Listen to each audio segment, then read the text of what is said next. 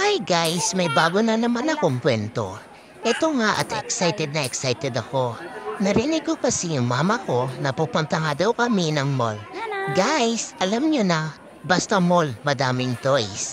Siguro sumahod na sila mama, kaya kami magmamall. Ito na nga at dumating na kami dito at guys, alam nyo ba?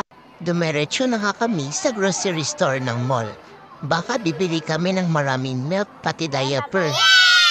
Tapos guys, ito nga at napadpad kami dito sa may mga dairy products at bibili daw ang aking papa ng drinks niya.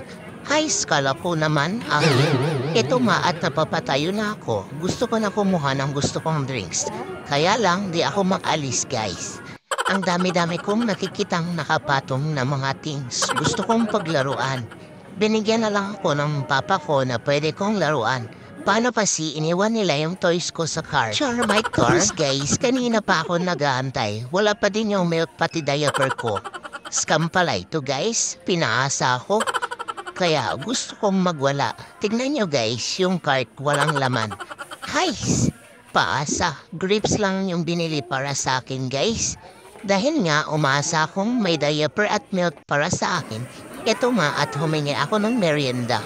Dinala ko dito tapos wala akong mapapala. Naku, hindi pwede yun guys.